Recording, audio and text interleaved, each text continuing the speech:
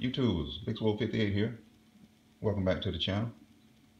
And I just want to show you a full pair of Smith & Wesson revolver stocks that I just completed refinishing projects on. This pair is a pair of K-frame or L-frame Giancarlo Alves checkered target stocks. This is the pair that I've refinished in the series of videos that I did showing my refinishing technique. And as you can see, they turned out beautifully. As I stated before, and on the video, my stocks are mounted to the revolvers, and the bottom panels are trued up. They're fitted to the revolver so that the seams of the panels and where they come together fit very smooth. And then the finish is removed either by acetone or abrasive means.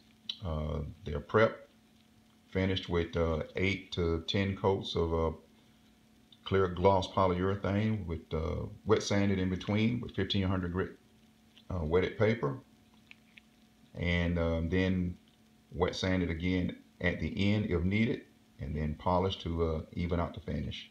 I always apply a coat of wax to kind of help protect that finish. But this is Giancarlo Alves. It's a beautiful wood. Smith & Wesson did choose extremely nice hardwoods when they made these grips. And when you strip that old finish off and sand them just before you get ready to apply your finish, it exposes some really nice grain. Now, oil-based finish is always going to do wonders to that wood grain that a water-based finish won't do. You're not going to get this same sort of look with a water-based finish or water-based polyurethane. So don't think you will, because you won't. Oil does magnificent things to wood that water-based finishes just won't. So this is the pair that I captured on video, my finishing technique. This is the second pair that I started doing but decided to stop because this panel here lost a kind of a small chunk of wood right there, and I was kind of undecided on whether I was going to keep them or not. But I decided to go ahead and finish them anyway, and I'll decide what to do with them later. Again, this is a pair of Giancarlo Alves, beautiful wood, nice end grain, just like the other panel. They were mounted to a revolver, trued up, sanded to 1200 grit. I think I've got 10 coats of clear gloss polyurethane, and wet sanded and polished. Beautiful outcome. This is a pair of rosewood grips, and it took me a while to identify this wood species here.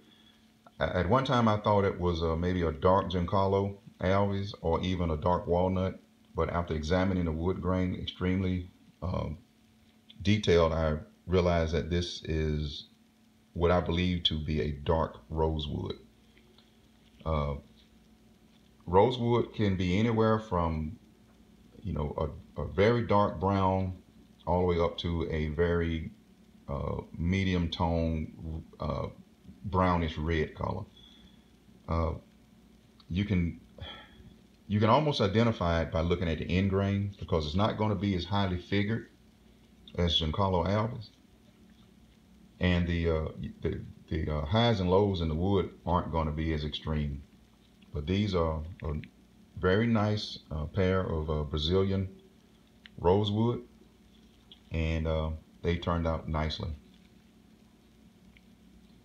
Now this is my my favorite pair in this whole project. These were a pair of Lou Horton grips that I came across several months ago, and they'd been sitting around and hadn't decided what I wanted to do with them, but I decided I'm going to keep them. And I'm going to swap them out for a pair of rosewood grips that I have on a Model 66 2.5 inch combat gun, because I like these more. And again, that's that Giancarlo Alves.